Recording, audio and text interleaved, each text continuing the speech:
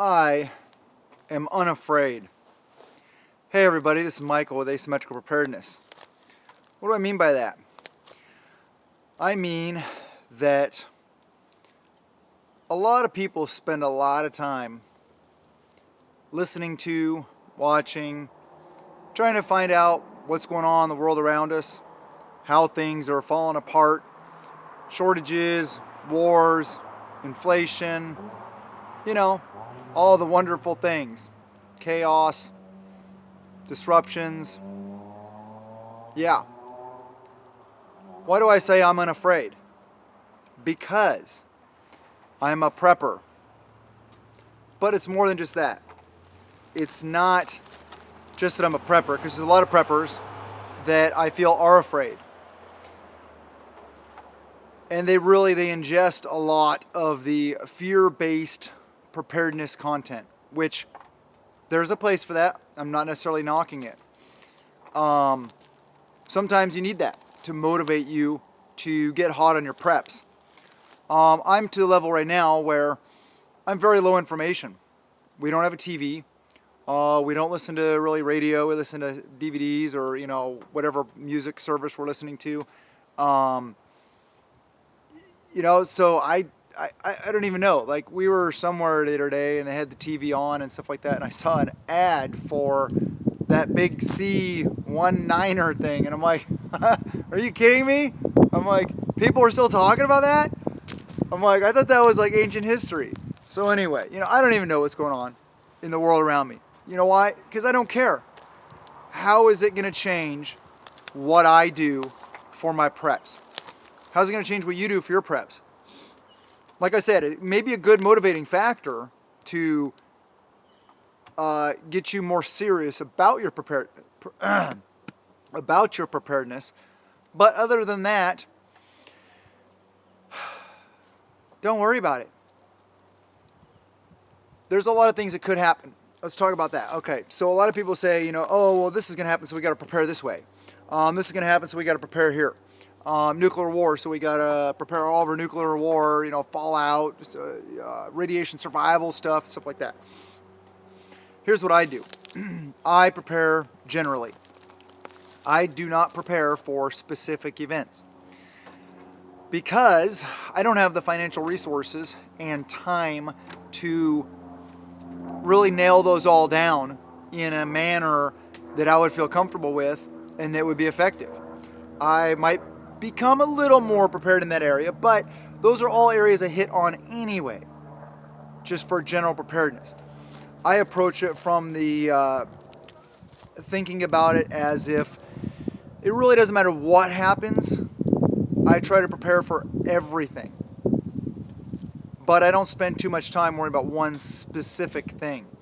I remember thinking back. Remember that show Doomsday Preppers?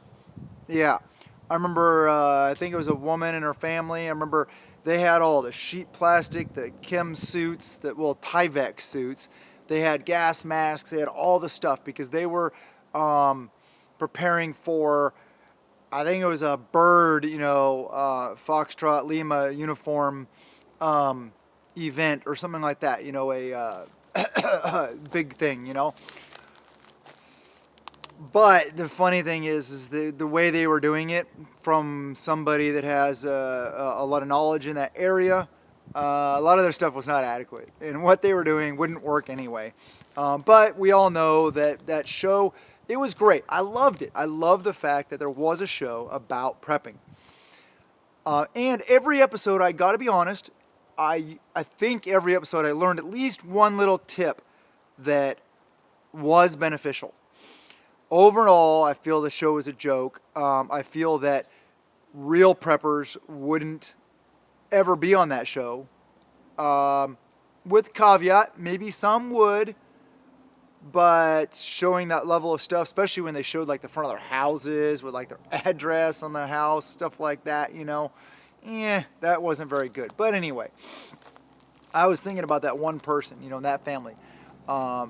Preparing for that one thing. And I get it, even if they're prepared for that one thing, they're still going to have food, they're still going to have water, they're still going to have medical, they're still going to be better off prepared than a lot of other Americans or people around the world. True. So any prepping is a good thing. Prepping is living insurance. Remember that. It will give you peace of mind. But the way I approach it, and the way I recommend approaching it, you don't have to take my advice though, is take it from a general aspect. Don't get too caught up in one thing. 'Cause what if that one thing never happens? And you wasted all your resources or most of your resources towards that one thing. You know? If there is a war going on somewhere else, what can I really do about it? I'm not going to go serve. I did my time, and I'm too old anyway. If it comes here, like enemy boots on the ground, I know what I'm going to do. I got a group of boys, several groups of boys and families that will resist. But that's probably not going to happen. So, like the whole World War thing and all these other things people are preparing for, what does it really come down to? What would happen during those events? There would be rationing, there would be increased prices, and some other effects. If we have food storage, water storage, the ability, like I'm looking at my garden in front of me, the ability to grow your own food. I have neighbors to raise animals. There, over there, all around me. I have tribe that raises animals, and a lot of them have gardens also. So food is covered. There's a lot of other things also. But that's that word I said again, tribe. That I feel is next to him and getting right with him. Tribe is the most important thing you can do. I think fitness is right up there also, but tribe, because it doesn't matter how fit you are, spiritually, mentally, and physically, you can't do it on your own. You can't set proper security. Simple first thing you need to do. You can't get everything that needs to be done around and still be able to do all the other things. Tribe, tribe, tribe, tribe. Get out there, interact with other people, talk to them, random strangers maybe. You never know when you're going to have that amazing conversation and instant connection with somebody. It happens. It happened recently for me. God was building to be probably going to be one of our closest couple friends. It's pretty much right there already in a very short period of time. So you never know when that's going to happen. Don't miss those opportunities that you have. I mean, this is just an amazing connection that we have with this other couple. And it was totally just so random, by chance, that meeting and that getting to know each other ever happened in the first place. Odds were like 1 in a million. I mean, really just random. So get out there. Do not miss those opportunities to tribe with other people. Prepare generally. Don't be too specific. Make sure you're making a little progress towards your preparedness every single day. I used to reiterate that all the time. I used to beat that dead horse all the time in my videos. I've been at this for over 3.5 years now. And it's been quite a journey, quite a learning journey. But yes, I've always said, slow and steady wins the race. Every time you go to the store, pick up a couple cans of food, a couple bags of rice, beans, some water, a case of waters. Whatever your budget dictates, $5, $20, $100 a month, whatever. Make it a priority though. That's one of the things. You need to prioritize preparedness and budget for it. It needs to be included. It needs to be a line item in your budget, prepping, along with all your other bills. Get out of debt. Grow your own food. Raise your own animals. Anything that you can do to get yourself out from the thumb of somebody else.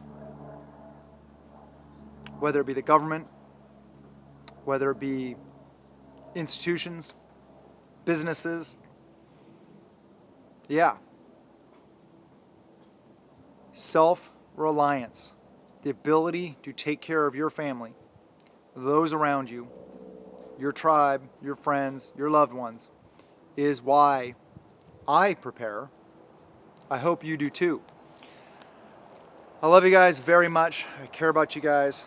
Please subscribe. Hit the like button, that little thumbs up. Share the videos. Check us out on Patreon. Links in the description below. And if you feel so inclined, you're still here in this part of the video, you're one of those awesome people. The little heart with a thanks in it, super thanks, if you really want to help out. Greatly appreciated. This is, greatly appreciated. But anyway, have a wonderful day, and blessings to you and yours.